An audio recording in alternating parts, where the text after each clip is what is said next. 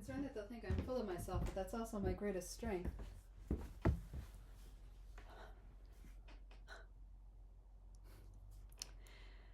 Hi there, I'm Heather and I'm an herbalist, and I'm going to talk a little bit about herbal safety, but this is going to be very general, and I hope to go more specific in future chats. So, one question I get as an herbal instructor often is, why are there so many safety statements and contraindications for herbs? Or sometimes, yeah, let's put it that way. And so I just want to give you a little context, a little background, and maybe a action item, what you can do about it. But overview is that if you're looking at herbal safety information, and let's say you're maybe drawing from web-based sources, perhaps popular books, or any herb books, or health and alternative health books, medical or medical-ish references. Let's start there. If you're looking at any of those sources, obviously there's a huge variety of types of sources, but for many, many decades, and I think it is changing a little bit lately, but for many, many decades, sort of the most popular or maybe mass-produced books for herbalism, often did have a really knowledgeable author behind them as sort of the name and face and the author of the main content.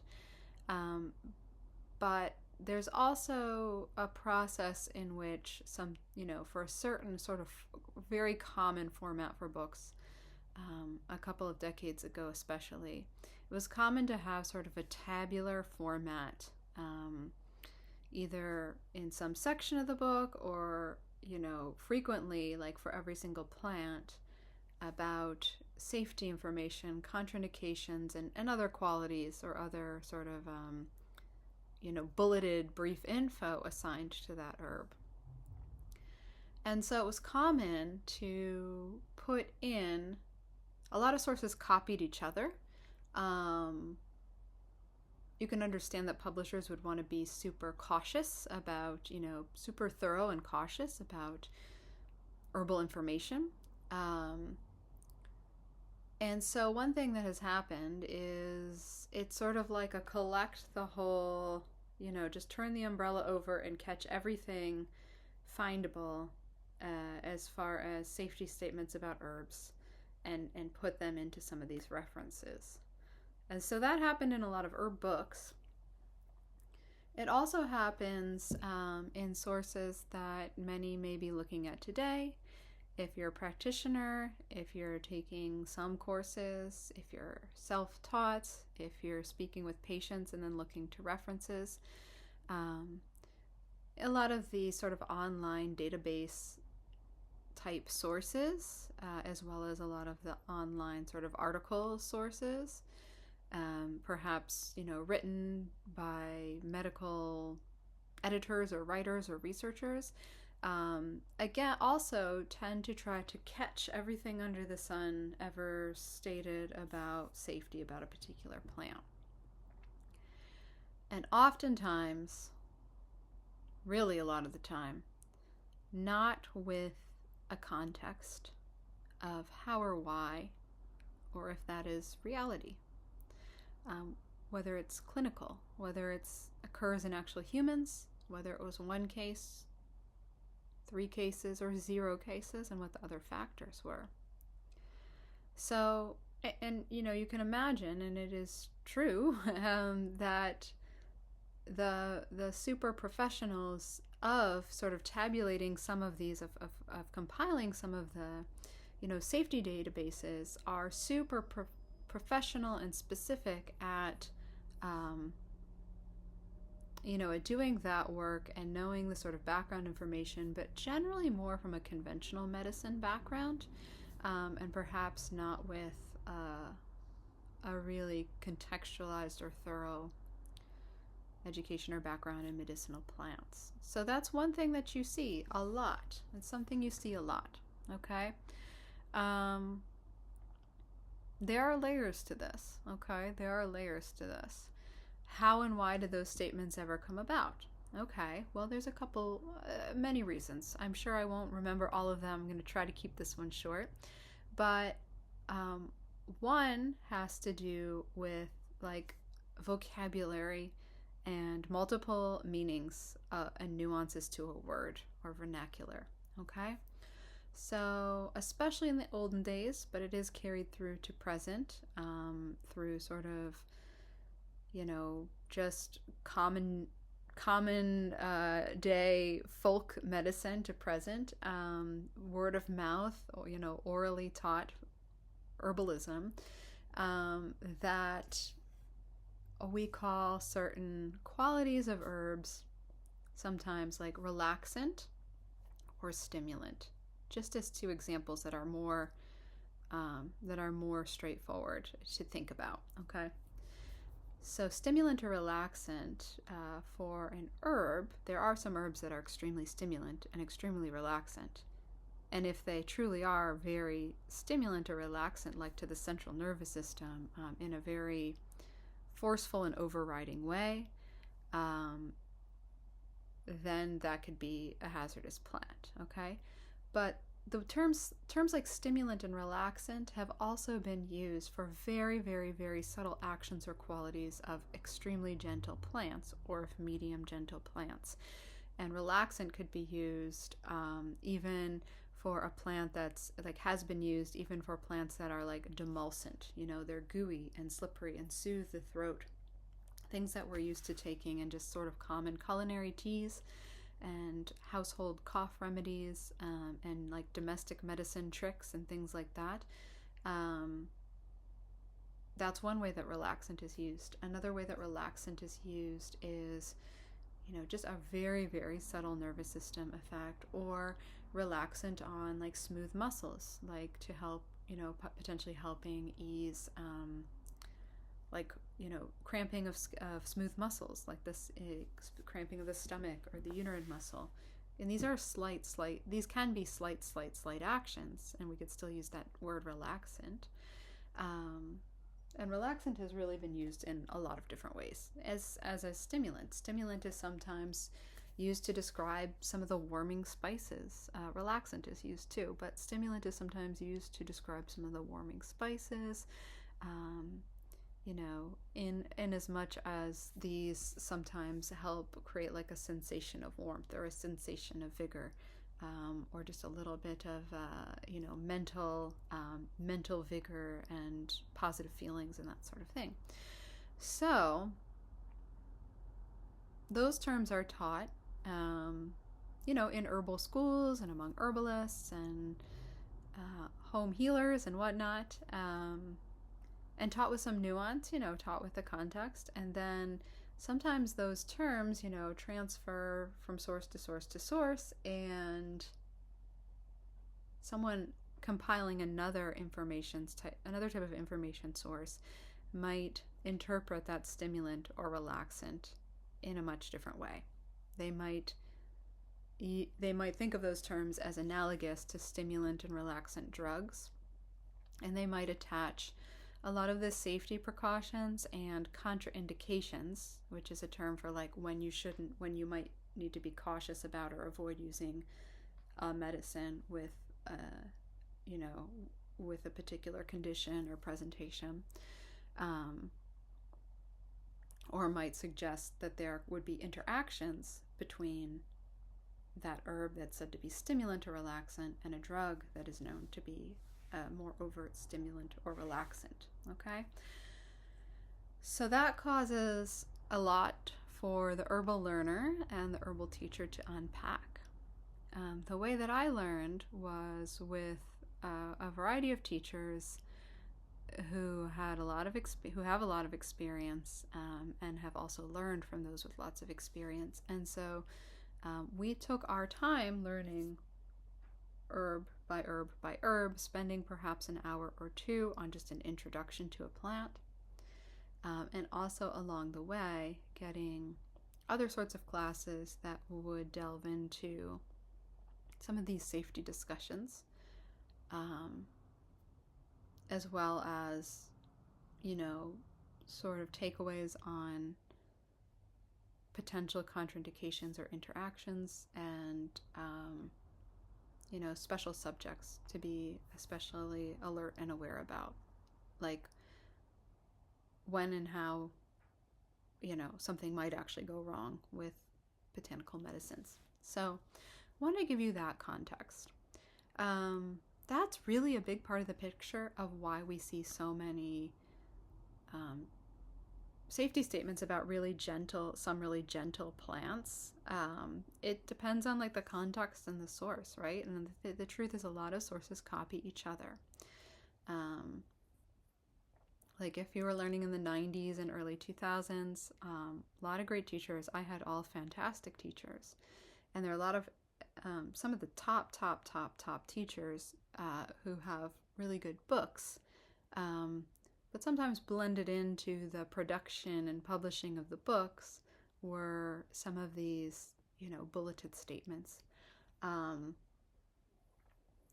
so for a time you would just see like a whole litany of safety statements, but you would also see sometimes, and also you would see this on the web, especially for plants that didn't have as much information published on them. Like this is true of a plant that is a low dose botanical, so is potentially hazardous, which is ghost pipe.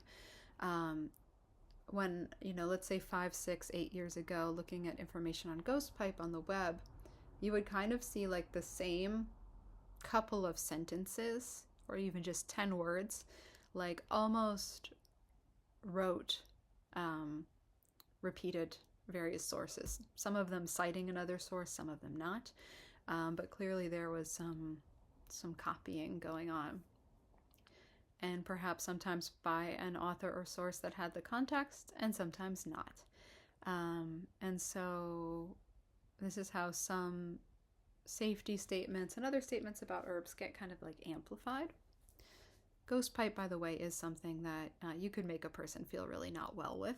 And so that's not an example of one of these super safe herbs, but it is an example of an herb for which there was not a lot of written information about it, for quite some time. There's been a huge blossoming of information books as well. Publishers are taking on more herbalist books.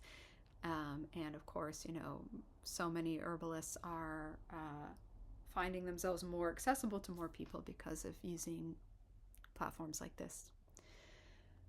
Okay, so that's part of the safety story. Another, I want to suggest to you, like I am speaking slow and kind of carefully. And I would say that although not all the great herb teachers talk slow, I would say that sort of care and nuance, there's a reason for that, because there's a lot of thought and background that goes into sort of unpacking this information in a way that won't be sort of perhaps attacked on the web. Okay, but another factor is the relative strength of commercial drugs compared to the relative strength of the types of herbs that sort of a beginner should be using, or like a home herbalist who's somewhat beginner should be using. So the strength, there is a wide range of strength and degree and safety of herbs. Okay, a lot of drugs are innovated directly from plants, and there are plants that are entirely deadly and hazardous. There are medicinal plants that I consider far more hazardous and not helpful. Okay, so I call those obsolete. But for a learner, there are hundreds or thousands of plants in the world you could learn that are far, that are gentle, that are fairly gentle. But there are also a lot of conventional medications that much of the population take that are either in a somewhat delicate balance meaning it's really important for a person to have a consistent like dose or concentration of that medication. Um, and so we do tread lightly with adding any herbal influences and even some dietary influences that might create like an additive effect. So they might have like the same sort of therapeutic effect or goal, but you could go over the sort of threshold of what the prescriber has intended for a particular like action. And there are also, yeah, that's a main area of like, concern and care for like herb drug interactions that should be heeded. There are also some herbs that are more known than others to be cleared by the same sort of enzymes or liver enzyme pathways as many different common conventional medications. And so, namely St. John's wort. And so, even for a plant that in and of itself, for like a fairly healthy person, might be overall beneficial, not harmful, there is a potential of, slightly changing the elimination of a medication and slightly changing the concentration of the medication in the body. So there's an issue there. And then there are sort of like outliers, which also have a range, okay? So and there are idiosyncratic interactions, okay? So let's do an idiosyncratic interaction with an herb that I am not afraid of, but it is potent and it has produced some adverse events, or been involved in some adverse events. So the one I'm thinking of is kava, which in the US is legal and in Canada it's actually not. But it's really relaxant and really enjoyable.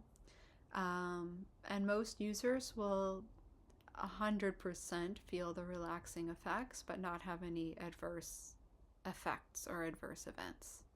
However, if a person is also taking a heavy load of a medication, of a prescription medication that's difficult for the liver to process, for example, or that has some excitatory or stimulant or even sedative properties, or a combination of, because kava does a little bit of both, that person might have an adverse event. And I have seen one with a product that was more like concentrated kava lactones in that product, so not like the raw, full like spectrum of constituents in the proportion that they occur in the root of the plant. That could also be a factor. And then there are also some cases where people really, really, really diligently, excessively, habitually use a particular herb, kava included, and can have adverse liver events. Sometimes it's noticed by jaundice, which can be a pretty serious sign, right? Or it's noticed because they're having a test done and their liver enzymes are elevated. And so it's not a one-off thing. There are many cases of that happening. Most people in 1 or 2 days after like discontinuing using kava, or at most 2 weeks, their liver enzymes go back to normal. But those are mostly in cases of what we sort of call kavaism, and sometimes associated with like alcoholism or other really long-term habitual drug use or other sort of substances or factors or liver health issues contributing. But the case of kava, or the big picture of kava, is also called idiosyncratic. And that's because there are also some young and apparently mostly well people who've, used a kava product in like a culinary tea or a common supplement, and maybe they were using another type of culinary tea, St. John's wort, and they were taking a prescription antidepressant. And there are some cases of young and overall well people having elevated liver enzymes and related adverse, health signs from a type of use that we wouldn't expect to produce any problems in most people. So that's why it's called idiosyncratic, because there's just a difference. There's sort of a different, different sets of sort of factors in the different cases. And it's not like a clear just one set of causes. Okay. And also some users could experience a problem, whereas others not. So another area where, I don't want to make it sound, there are two more things maybe I'll hit on. This has gone longer than I expected already. Two more areas I'll hit on. Like learners, and when I used to have an herbal product business, customers and just other curious, interested people have often asked me, like, can they do something bad or cause harm by like combining herbs? If you are, my true belief and philosophy and experience is, if you're working with all really gentle or medium strength, medium gentle herbs, you're definitely not going to produce some sort of like chemical reaction. That's not how it works. That doesn't happen. And if you're working in like gentle herbs that are, sort of reasonable, indicated for that person in a way, a good match for that person, combining is not hazardous. I still like to do simpling, which is when you just pick one or perhaps two, but to be a true simple, it's one plant that is a very good match for a person. And that's one of the things that's one reason it's great to really learn some plants super in depth. But truly, with using gentle plants or medium gentle plants, you're generally not going to like produce some sort of adverse event by blending or combining. Okay. Unless perhaps you did some sort of absurd dose or concentration of those, then maybe. But I do mean absurd and kind of impractical. An area where things can go wrong is using the super strong low-dose botanicals or super strong like stimulants or sedatives. So there's a handful of herbs that are called aphrodisiacs, but in the sort of cardiac and circulatory stimulant sense. And those can be hazardous. Not every herb called an aphrodisiac is. Like anything in your spice cabinet has been called an aphrodisiac. But plants like horny goatweed, epimedium, one of the common names is Spanish fly. There you can get into some trouble, particularly if you're combining them with each other or with stimulant drugs or with like super doses of particular like nutraceuticals or other sort of substances meant to sort of produce the same effect. And likewise, severe, strong sedatives. You also could, you could cause some real drowsiness, sleepiness, or adverse events. But that's on the real extreme end of the spectrum of what herbalists like me generally call like low-dose botanicals.